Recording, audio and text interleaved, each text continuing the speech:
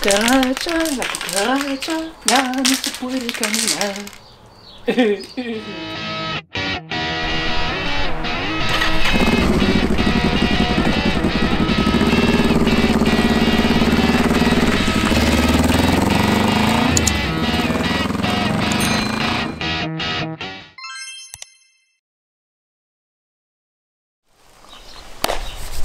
Bon, à l'attaque, c'est le jour de la peinture. D'abord, je vais décaper tout ça. Alors là, j'ai mon réservoir et le garde-boue arrière. L'avant, on va me l'amener dans un moment. J'ai un ami qui est en train de faire sauter les rivets. Et donc, le but, c'est de lui faire une peinture complète. On va changer la couleur. Alors pour ça, j'ai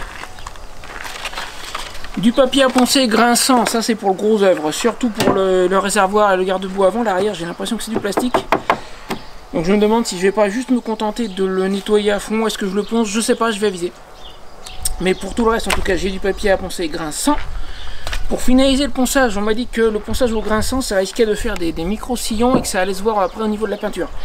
Donc j'ai du papier 240 à l'eau. Ensuite, j'ai un après gris.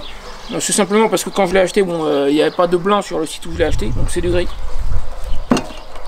Pour poncer l'après, j'ai du papier ici 500. Du papier à poncer 500. J'ai la future peinture, donc un rouge métallisé. J'ai du vernis, ça c'est pour quand la peinture sera faite. J'ai du dégraissant, à la base c'est du dégraissant pour chaîne, mais je compte m'en servir tout simplement pour bien nettoyer à fond une fois que j'aurai fini de poncer. Et puis je pense que j'ai à peu près fait le tour. Alors j'ai un masque, ça c'est pas pour des raisons sanitaires, c'est pour éviter de respirer les poussières de peinture. C'est pour ça que je suis à l'extérieur, je ne suis dehors que pour poncer. Je vais faire la peinture à l'intérieur. Il y a trop de vent aujourd'hui, il y a à peu près 20 km/h de vent, c'est trop. Donc je me mettrai dans mon garage, ça sera un peu moins bien pour la vidéo. Mais je ferai donc la peinture à l'intérieur. Et puis voilà, et puis... Attaque! Ah, petit détail que j'ai failli oublier. J'ai un ami qui m'a expliqué virtuellement à travers un chat Facebook comment peindre proprement à la bombe. Il me dit, d'après lui, c'est tout à fait faisable à condition d'appliquer les bonnes techniques. J'ai ici, tu le vois peut-être à peine, mais j'ai imprimé ces instructions, juste là. Ce document, qui est en anglais, parce que c'est un Américain qui m'a appris ça, je vais le traduire. Et je vais te le mettre à disposition, tu auras un lien pour le télécharger si tu veux dans la description de cette vidéo. Allez, on y va. Donc on va dans l'immédiat, je vais rentrer tout ça, parce que j'en ai pas besoin dans la seconde. Je te retrouve tout de suite pour le ponçage. On y va.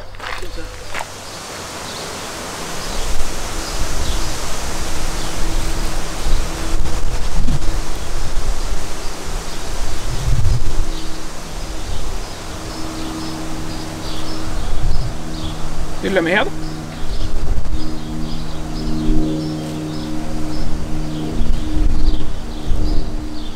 Bon, pour ce qui est du masque, à mon avis, c'est mal barré. Hein. Ils sont trop petits ces machins-là, je peux même pas les mettre. C'est de la merde. Bon, et ben ça sera sans masque.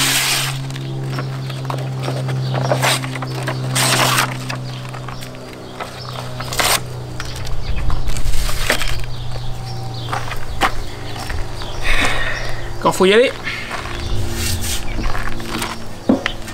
encore un petit peu d'adhésif là.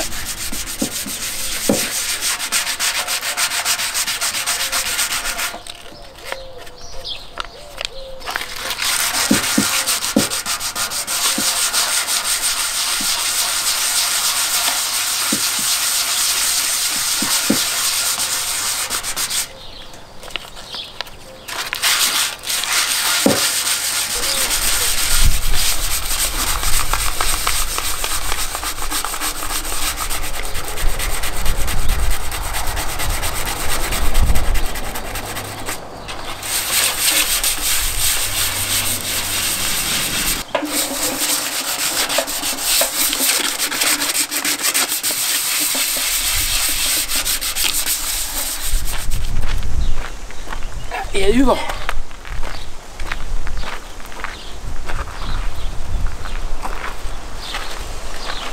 je pense que j'ai fait le maximum que je pouvais faire avec le grain 100. J'irai pas jusqu'au métal nu. J'ai pas de, on devait me passer une ponceuse et finalement sa ponceuse c'est pas le bon modèle. Donc voilà, j'ai fait du mieux que je pouvais. Je vais passer au 240 et également le dessous. Personne ne voit jamais le dessous du réservoir, donc je vais pas m'embêter à le peindre rouge. J'ai qu'une seule bombe de rouge, donc je vais pas gâcher de la peinture rouge pour le dessous, pour quelque chose qu'on ne voit jamais. Par contre, j'ai remarqué qu'il y avait de la rouille en dessous, donc je vais le nettoyer du mieux possible. Et ensuite, j'ai de la peinture anti-rouille noire, ça ira très bien pour le dessous. De toute façon, encore une fois, personne ne le voit jamais. Et puis noir en dessous, rouge au-dessus. De toute façon, ça sera pas, ça me choque pas, quoi. Voilà. Donc je vais faire le dessous noir, le dessus rouge. Et sur ce, j'attaque sur le grain de 40.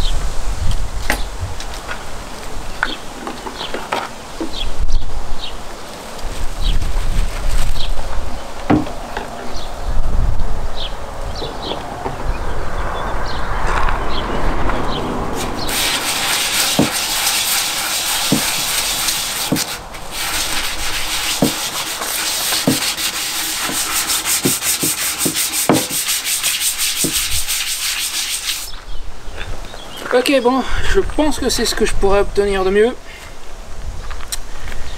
J'ai nettoyé l'intérieur au vinaigre blanc. Finalement, j'ai pas tellement utilisé de dégraissant pour chaîne. C'est un très bon nettoyant, mais ça coûte les yeux de la tête. Le vinaigre blanc, c'est pas cher et ça nettoie très bien aussi.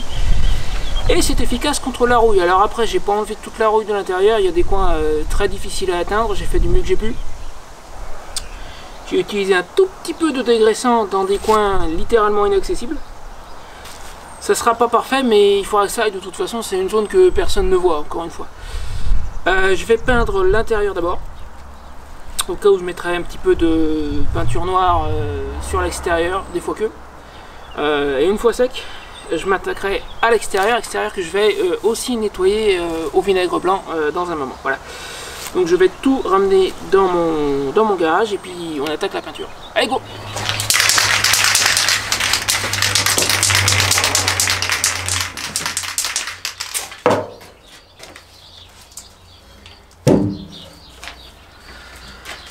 Ok, donc je suis désolé, il va y avoir un peu moins de lumière que dehors, mais comme je disais tout à l'heure, je pense que je me suis peut-être chopé un petit coup de soleil, ça a chauffé sur la nuque.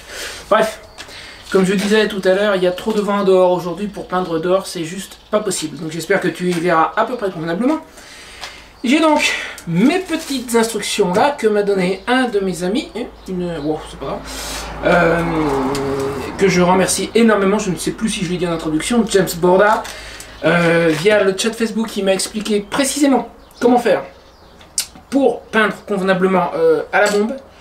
Les instructions que j'ai là, je vais te les traduire et je vais te les mettre dans la description. Encore une fois, je suis sûr de l'avoir dit en intro. Donc regarde dans la description si tu veux les télécharger. Donc le plus important, alors évidemment, secouer la bombe pendant 2 minutes, ça c'est évident. Hein. Donc, je vais pas tout te lire là dans la vidéo, mais tu l'auras dans le texte. Le plus important, commencer à peindre avant d'arriver sur la pièce, c'est-à-dire commencer à appuyer sur le bouton avant et arrêter après. Toujours à un angle de 90 degrés par rapport à la pièce. C'est par le poignet qui bouge, c'est le bras. Question vitesse, là c'est ça dépend des bombes en fait. Le mieux c'est de voir d'essayer, c'est ce que je vais faire derrière là parce que je me souviens plus, c'est ça, c'est de la peinture anti-rouille noire pour l'intérieur. Attends un instant. Le mieux, là ça devrait en faire l'affaire.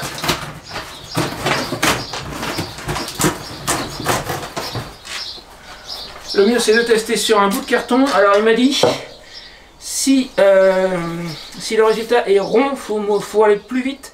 Et ici, il est en longueur, en hauteur, un peu plus lentement.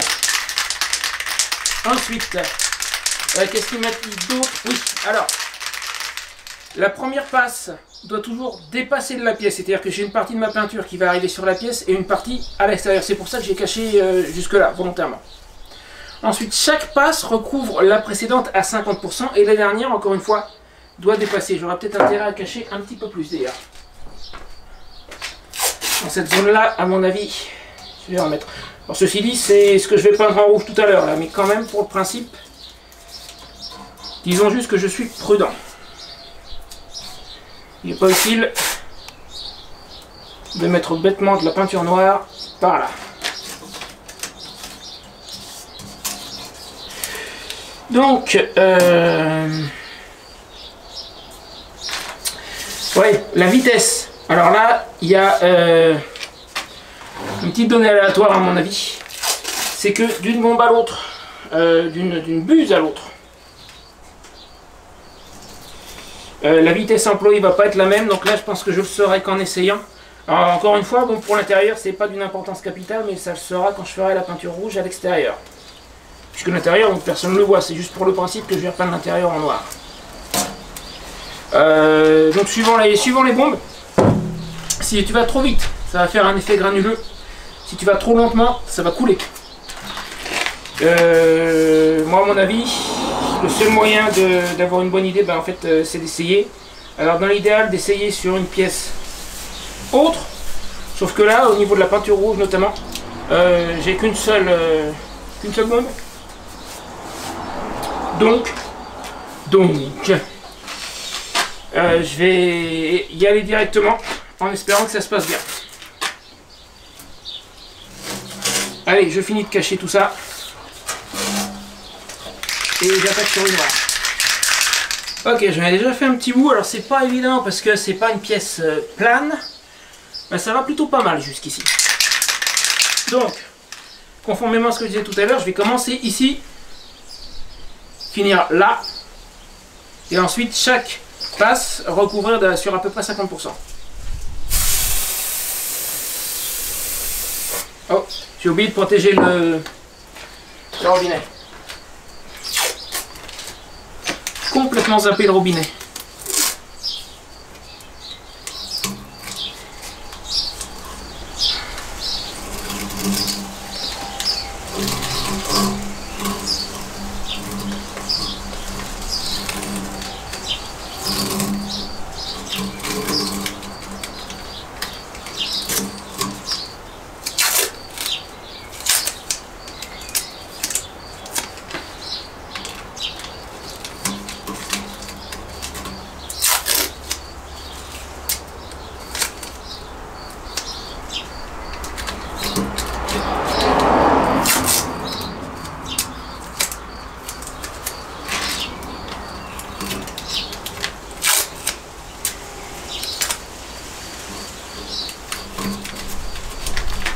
Voilà.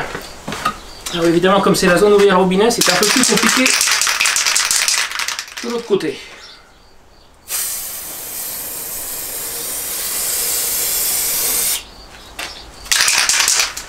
Je vais un peu lentement, je trouve qu'il y a un peu beaucoup de peinture. Alors plus vite la suivante. Ah, la difficulté c'est à l'intérieur. Si je veux rester à peu près à 90 degrés, je ne me vois pas démarrer là. Quoique.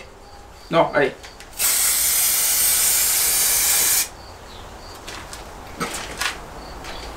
Ça c'est pour ça que je voulais pas à l'origine peindre à l'intérieur, c'est forcément il y a des relents de peinture.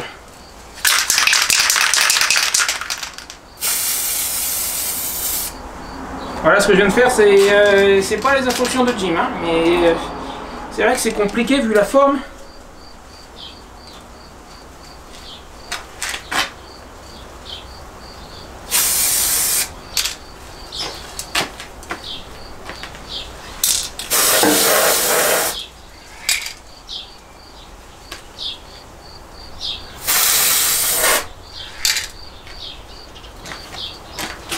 Bon, j'ai complété comme je pouvais.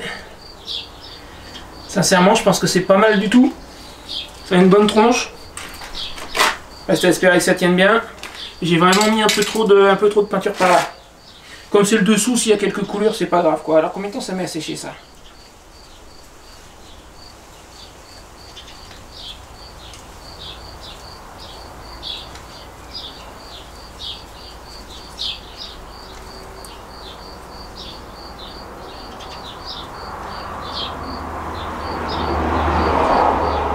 Heures. Alors c'est 4 heures, c'est temps entre deux couches. Je vais sans doute pas avoir besoin d'attendre autant pour commencer à peindre l'extérieur. Je vais lui laisser un petit moment pour sécher quand même. Oh, c'est pas mal du tout hein, comme rendu, sincèrement. Tiens, je vais me rapprocher.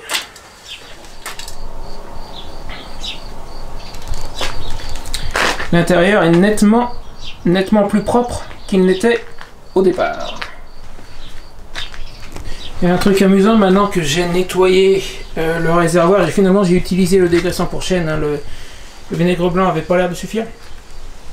Et on peut voir au centre la trace du tableau de bord. C'est la peinture originale qui n'a pas pris le soleil parce qu'il y avait le tableau de bord dessus. C'est amusant. Ok, maintenant qu'il est propre, aussi propre que possible, je l'ai dégraissé. À l'aide du dégraissant chêne, finalement le vinaigre blanc ça avait pas l'air d'être suffisant. Il est temps d'appliquer l'après. Alors attends, les instructions là-dessus sont surtout les temps qui m'intéressent. En polonais ça m'aide pas. Ah, c'est marqué là. 1 heure à 20 degrés. Ok.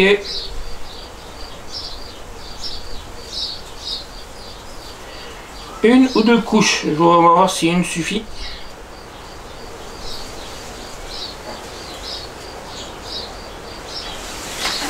Allez. Agiter pendant 2 à 3 minutes. Alors on va agiter. En tout cas, oui d'accord, j'ai déjà fait celle-là, je sais.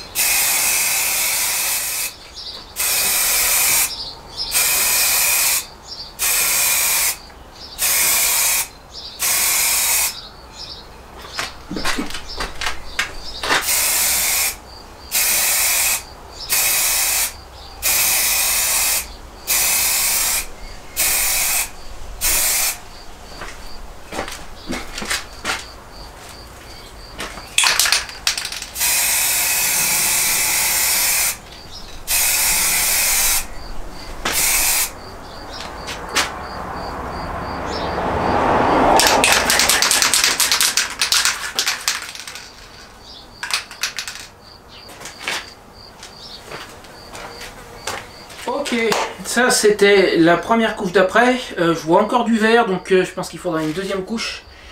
Je vais devoir laisser sécher 1 heure. Je dois assister à une visioconférence de toute façon dans 1 heure et 10 minutes. Alors je laisse sécher 1 heure. Je viens remettre la deuxième couche et après j'assiste à ma visio. Bah ça le fait.